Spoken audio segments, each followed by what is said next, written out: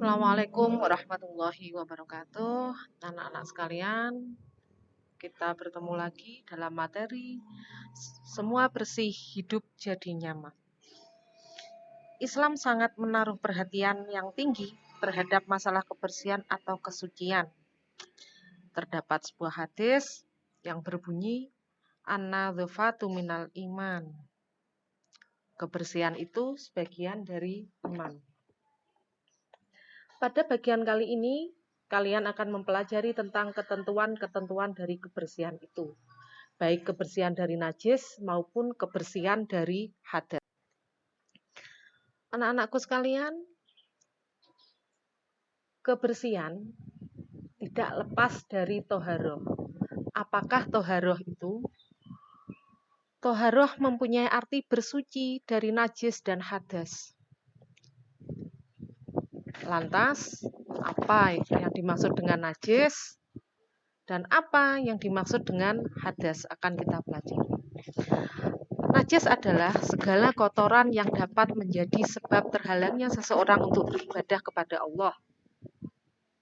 Contoh, kotoran hewan, kotoran ayam, air kencing, segala sesuatu yang mengenai kita menjadi penyebab kita terhalang untuk beribadah kepada Allah. Sedangkan pengertian hadas mempunyai makna keadaan tidak suci pada diri seseorang atau seorang muslim yang menyebabkan ia tidak boleh melakukan sholat, tawaf, puasa, dan lain-lain. Itu yang berada di dalam diri seorang muslim. Kentut misalnya, menyebabkan seorang muslim mempunyai hadas kecil. Selanjutnya anak-anak, kita membahas tentang najis. Najis yang menyebabkan seorang muslim terhalangi untuk melaksanakan ibadah. Ada 3. Ada najis mukhafafah, ada najis mutawasitoh, dan ada najis mughaladhoh. Najis mukhafafah merupakan najis yang ringan atau sedang. Seperti contohnya air seni bayi laki-laki yang berumur 2 tahun dan belum makan apapun kecuali air susu ibunya. Cara mensucikannya pun cukup mudah, hanya dengan memercikkan atau mengusapkan air kepada bagian yang terkena najis. Selanjutnya, najis mutawasitoh atau najis sedang. Najis pertengahan ini ada 2 jenis, yaitu najis hukmiyah dan najis ainiyah. Najis hukmiyah itu najis yang dapat kita lihat. Terlihat, misal terkena kotoran, terkena darah, ada terlihat. Cara mensucikannya bagaimana jika terlihat? Dengan mengalirkan air pada benda yang terkena najis. Dialirkan airnya sampai hilang zat warnanya mengenai najis tersebut. Yang kedua, najis mutawasitoh yang selain hukmiyah tadi, najis ainiyah, yaitu najis yang tampak wujudnya. Akan tetapi dia dapat dibaui. Misal tidak terlihat ada noda kotoran, tapi ketika dibau kok sepertinya terkena kotoran, berarti termasuk jenis najis mutawasitoh. Cara mensucikannya juga sama dengan mengalirkan air sampai baunya menghilang. Selanjutnya anak-anakku, najis mughaladhoh adalah najis yang berat. Najis ini bersumber dari anjing atau babi. Cara mensucikannya dengan melalui beberapa tahap, yaitu dengan mengalirkan air sampai 7 kali dan salah satu diantaranya dicampur dengan debu. Jadi misal 5 kali, yang ke-6 diberi debu, digosok-gosok, setelah itu dialiri air lagi sampai bersih. Selanjutnya anak-anakku sekalian, kita mempelajari tentang hadas. Ada hadas kecil, yaitu keluar sesuatu dari kubul. Apakah kubul itu kemaluan kita? Dan dubur itu apa? Dubur itu jalan belakang yang biasanya kalau kita mau buang air besar itu dubur. Jika ada yang keluar dari jalan kemaluan depan dan belakang, termasuk hadas kecil. Yang kedua, hilang akal, bisa tidur. Nah, ketika tidur, manusia hilang akal. Berarti dia mempunyai hadas kecil. Yang ketiga, bersentuhan kulit antara laki-laki dan perempuan yang bukan muhrim. Dan yang keempat, menyentuh kubul atau dubur dengan telapak tangan. Jadi menyentuhnya saja seorang muslim bisa terkena hadas kecil. Cara mensucikannya bagaimana? Cara bersucinya cukup dengan berwudu. Selanjutnya, selain hadas kecil, ada yang dimaksud hadas besar. Seorang muslim terkena hadas besar jika apa? Nah, yang pertama, berhubungan suami istri. Yang kedua, keluar mani. Yang ketiga, keluar darah haid atau menstruasi bagi perempuan. Kemudian melahirkan, nifas, dan meninggal dunia. Ketika seorang muslim melakukan hubungan suami istri, keluar mani, haid bagi yang perempuan, biasanya 6 atau 7 hari.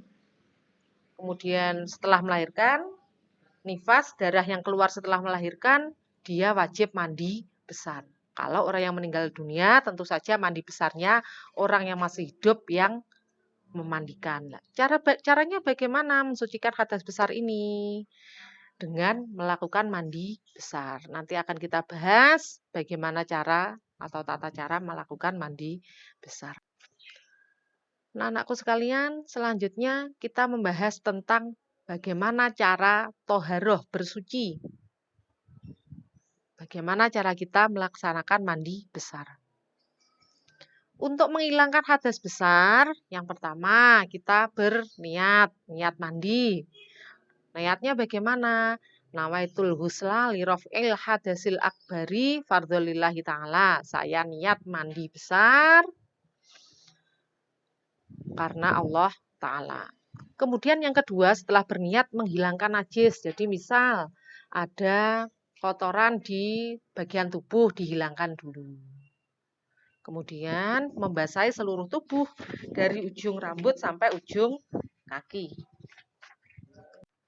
Selanjutnya, cara berwudu. Yang pertama, wudu itu untuk apa? Untuk menghilangkan hadas kecil. Niatnya bagaimana wudu? Nah, nawaitul wudu'a li raf'il hadasil asghari fardhol lillahi ta'ala. Saya niat berwudu karena mempunyai hadas kecil fardhol lillahi ta'ala, karena Allah Ta'ala. Setelah niat, membasuh muka. Setelah membasuh muka, kita membasuh kedua tangan sampai siku. Setelah itu mengusap sebagian kepala minimal 3 helai rambut ya. Nah, setelah mengusap bagian kepala ini biasanya kita akan mengusap telinga kita. Nah, hukumnya sunnah, boleh dilakukan, boleh tidak. Tapi lebih baik dilakukan. Dan yang terakhir membasuh kaki sampai mata kaki. Yang paling akhir tertib, jadi tidak boleh niat setelah itu membasuh kedua tangan baru muka lah, tidak boleh. Harus tertib, harus urut. Jangan lupa, ketika kita melakukan wudhu juga banyak sunah-sunahnya. Contoh, sebelum kita berwudhu, mencuci tangan dulu, membasuh kedua tangan, berkumur-kumur. Terus mengulang 3 kali, membasuh muka 3 kali, kedua tangan sampai siku 3 kali, mengusap kepala 3 kali. Lah itu termasuk sunnah wudhu. Dan berdoa setelah wudhu. Bagaimana doanya? Setelah wudhu, alhamdulillahirabbil alamin, asyhadu alla ilaha illallah wa asyhadu anna muhammadan abduhu wa rasuluh. Allahumma ja'alni minat tawabina wa ja'alni minal mutatahhirina wa ja'alni min ibadihas sholihin. Selanjutnya tentang tayamum. Nah, tayamum ini berfungsi untuk mengganti wudhu atau mandi besar. Ketika kita sedang mau sholat, sudah masuk waktu sholat, kita tidak menemukan air, atau kita membutuhkan mandi besar, sudah waktunya sholat, kita tidak ketemu air, maka penggantinya adalah tayamum. Nah, itu karena tidak ada air dan telah berusaha mencarinya. Sudah ada air, kita sudah mencari tapi tidak ditemukan, maka untuk mengganti wudhu dan mandi besar kita melaksanakan tayamum. Nah, kemudian yang kedua, berhalangan menggunakan air. Ada air, tapi sakit kalau terkena air, maka kita boleh melaksanakan atau melakukan tayamum sebagai pengganti wudhu. Dan yang ketiga, telah masuk waktu sholat, jadi tidak boleh misal arep sholat zuhur, mau sholat zuhur, sekarang waktunya sholat subuh. Oh, tayamum untuk sholat zuhur nanti tidak boleh. Atau ketika tayamumnya zuhur untuk sholat asar tidak boleh. Jadi tayamum sholat zuhur, baru sholat zuhur. Nah nanti ketika ada waktu asar, tayamum lagi untuk sholat asar. Sekalian, toharoh itu atau kebersihan sangat penting bagi kehidupan kita. Orang yang hidup bersih akan terhindar dari segala macam penyakit karena kebanyakan sumber penyakit berasal dari kuman dan kotoran. Bahkan baru-baru ini virus corona juga tidak salah satu cara penghentian penyebaran virus dengan cara sering cuci tangan, yang berarti kita harus menjaga kebersihan diri kita. Rasulullah sendiri bersabda bahwa orang yang selalu menjaga wudhu akan bersinar wajahnya kelak saat dibangkitkan dari kubur. Sarana mendekatkan diri kepada Allah. Kebersihan pangkal kesehatan. Kalau kita mau menjaga kebersihan, insya Allah hidup kita juga akan sehat. Terbebas juga dari virus corona. Nah, tayamum pengganti air wudhu itu tadi. Caranya bagaimana cara tayamumnya? Dengan niat. Niat tayamum apa? Bagaimana? Lah itu ada nawaitu tayamuma listibahatis sholati fardhol lillahi ta'ala. Setelah itu mengusap muka, mengambil debu. Debu suci bisa di dinding, bisa dari debu dari kaca. Kemudian mengusap muka 2 kali, terus mengusap kedua tangan sampai siku. Sekian materi hari ini. Terima kasih, tetap semangat. Semoga kita semua senantiasa dilindungi oleh Allah. Dari Bu Evi diakhiri sekian. Wassalamualaikum warahmatullahi wabarakatuh.